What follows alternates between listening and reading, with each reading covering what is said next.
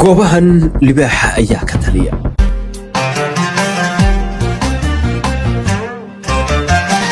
siduu ii barkaday hurda kama baqdo gacaltooye abwaan midhaygo gudood dalkaaga ku soo dhawow dadkaaga ku soo dhawow horow markan dheeli tiran dhismayaashan quruxda badan balkaalay dhugoo dalkii dhexdooda ku soo dalxiis sidaan horeyba niigu sheegay maanta waxaan waraysi buuxa la yeelan doonaa abwaan axmed xirsi waxaan ku leeyahay axmed horta dadku codkaaga ayay aad u yaqaanaan si fiican laakiin muuqaalkaaga dad badan baa ku garanaya laakiin dadka qaarkood ma garanayaan sax waxaan aad u jeclaan lahaa mataqaanaa inaad waxoogaa yar bal noo taabato filimaantii aad codaysay sida sheekooyinka rajacaylka la isku diro waxyaalo badan oo de waxaa jira aad u macaan oo dhadhan wanaagsan si fiican codkaagu horta waa cod laxan la day codka laxanka marka waxaan doonayaa bal inaad wax yar nooga taabato waanama mahdi ahayd naagin inay rabto lagama karo oo cashar ah kan ayay rabtaa kiis ayay u dhegdegsan tahay oo kalbardhidha ay kaga imanaysaa horta bilowga waxay ku bilaabantay inaan ka fikiro waxyaabo dadka oo dhan dhammaystiri karaa oo xagga Englishka waxa la dhahaa inclusive صح barnaamij inclusive inaad samaysid oo ka yar iyo ka weyn inta raali geliyo wada raali geliyo baraha bulshadana waxa ku soo batay dadka maanta faafiya صح sidaa darteed waxaan isirino barnaamij dadka oo dhan wada raali geli karaya oo dhinacna comedian ka ah dhinacna dadka macquulka ay dhageysan karaan way iska sugayaan wax dagaal kuma qaadi karayaan isaguna waa macaasanaya naftiisa oo si tartiib ah ayuu iskaga cunaya barnaamijka xagga documentary-ga ama xayawaanka la soo gudbiyo dad badan ayaa soo gudbiya dariiqada kale u soo gudbiyaan sax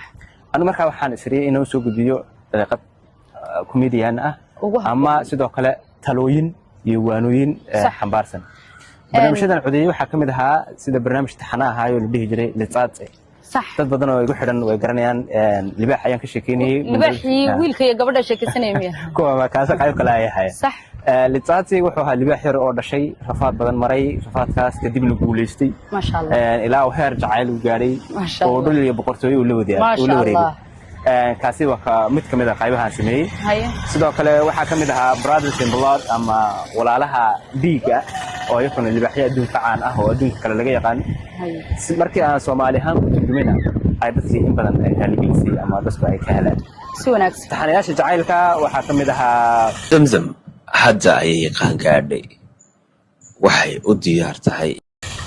zamzam iyo magac kale oo lamaana ay hayeen صح taxanayaal badan baa jiraan waa filimaanta aan inaan ku weydiiyay rabay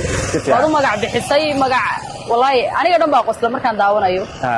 wiil caadiyo baad magaciisa u saartay libaaxi gabadhu sidoo kale waxay wadataa gabadha ama samsam ama sacaadada bay wadataa si fiican waa gabadha dhan ee loolamaysa jacaylkeedii iska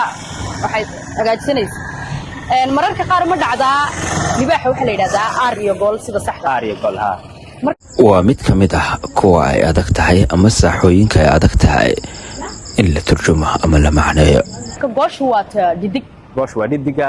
aarkuna waa kii labka waa labka waxaa la sheegaa Soomaalida dhexdeeda inay gooshu libaaxa ay kiciso misana ay dirtay dagaal galiso si fiican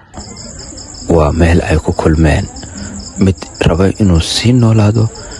iyo mid raba inuu wax dilo ma jiraa ku ay saa kale u dirayso ay dagaal gelinayso marar qaar oo turjuntay horta dhaqanno waxaa jira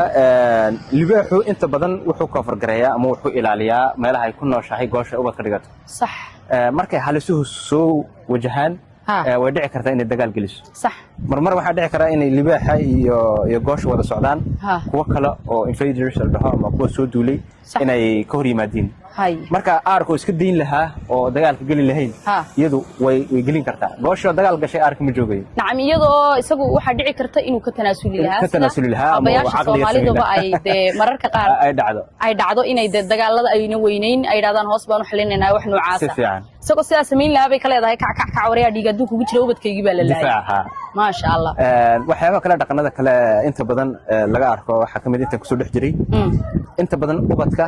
goosha ayaa daryeesha صح aarkuna wuxuu daryeelaa gooshii iyo ubadkii صح marka guud ahaan buu ilaaliyaa mas'uuliyad baa ka saaran laakiin xagga cuntada iyo difaaca iyada ayaa difaacday inta badan waa si wanaagsan Axmed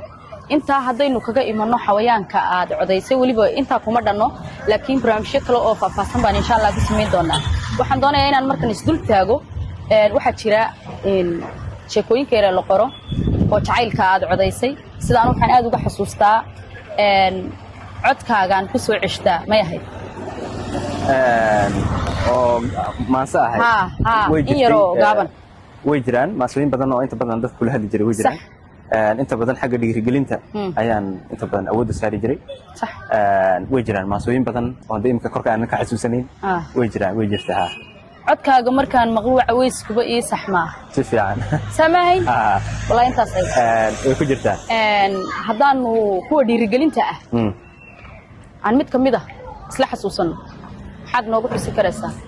dhiirigelinta waxaa ka mid ahayd inta badan waayadan waxaa soo badanayo dhanka maaragtay imika dadka haybsooca wax la dhaho sax haybsoocaas inta badan dhalinyartii ayuu mararka qaar soo dhex galaa adigoo aan warba u hayn oo nolosha dee raraynaya ama dadkoo dhan asxaab la wada ah mid baa si gaara adiga isha kuugu hayo koranaya war saasaa tahay soomaa kuwaas anoo u jawaabayo waxay ahayd maaseero gaaban adigoo qalbi xaadhan oo xariir ruuxdaadu tahay ayuu ruuxaasidii xiqdigu buuxiyey qalbiga xajiin kula daba kacaa nin xajaraan damqanin matiida xaaxiga badde xumaantaad catoobsataa oo macnaha waa bad u jooga la ficiltaa markii lagu dhaho sidan baa tahay ee laga badiyo berito la arkaysa adigoo kii kale kula adigoo sidaas tahay maanta baad ka miisaysaa markaas